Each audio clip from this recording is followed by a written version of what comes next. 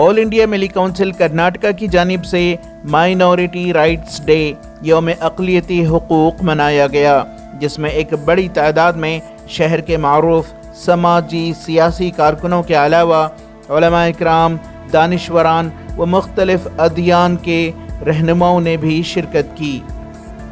इस मौके पर मुकर्रिरीन ने इस बात पर रोशनी डाली कि गुज़िश्ता चंद सालों में मुल्क भर में अक़लियती तबक़ात के हुकूक़ की न सिर्फ पामाली की जा रही है, बल्कि ये तबक़ात ज़ुल्म व ज़्यादती का शिकार हो रहे हैं।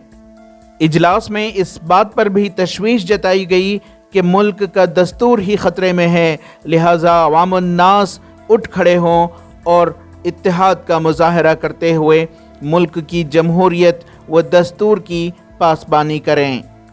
सारे देश में पिछले 6-7 साल से जब से ये हुकूमत आई है, हर माइनॉरिटी के हुकूक को जो है दबाने की कोशिश की गई है, अलग अलग एतबार से उसको दबाने की कोशिश की गई है। तहफ़्फ़ुज़ की बात कर रहे हैं, सिर्फ आवाज़ें उठ रही हैं। तहफ़्फ़ुज़ के लिए जो है वक्त लगेगा, लेकिन जो है आवाज़ें तो उठनी चाहिए और इसको हम उस वक्त तक जारी रखेंगे और आगे लेकर जाएंगे जब तक कि तहफ़्फ़ुज़ ना हो, जब तक कि माइनॉरिटी राइट्स को बराबर से रखा ना गया हो।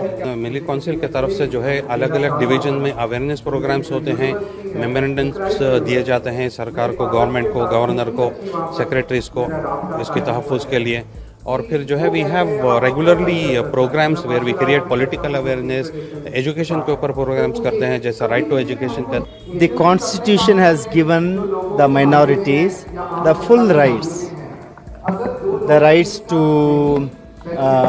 preach, the rights to practice one's religion. Because of the brute majority, the minorities feel threatened. Because we see there are so many, we have seen Article 370, we have seen the CA protests, we have also seen what is happening with the triple talaq, etc. I feel that there is a dilution of these rights, but the Constitution itself, I feel, is in danger.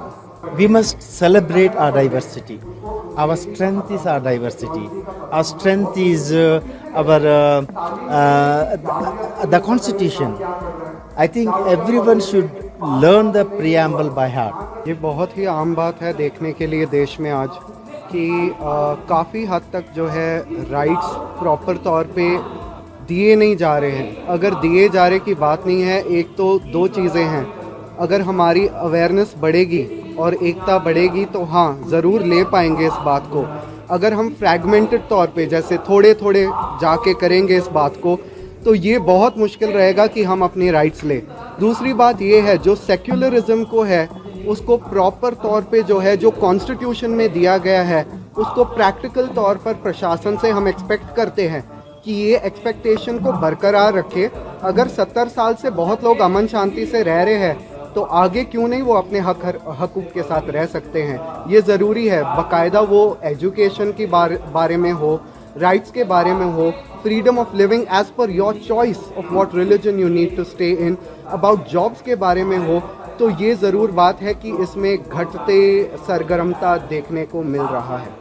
आज अक़लियतों के हुकूक़ के दिन के तौर पर माना जाता है। यहाँ सिर्फ यौम हुकूक़ के नाम से मनाना मकसद नहीं है, बल्कि सबसे पहले हमें ये जानकारी हासिल करना चाहिए कि हमारे राइट और हुकूक़ क्या है। दूसरे नंबर पर हमें हुकूक़ मिल रहे हैं या नहीं, इसके बारे में हमें सोचना है।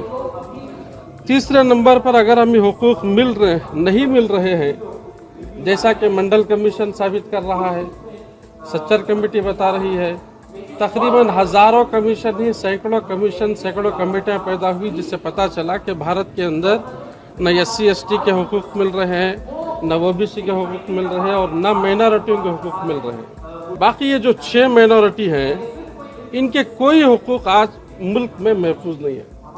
तो इसलिए आज के दिन से हमको इसमें बेदारी लाने की ज़रूरत है। ETV भारत के लिए बेंगलोर से रफ़ीक जब्बार की रिपोर्ट।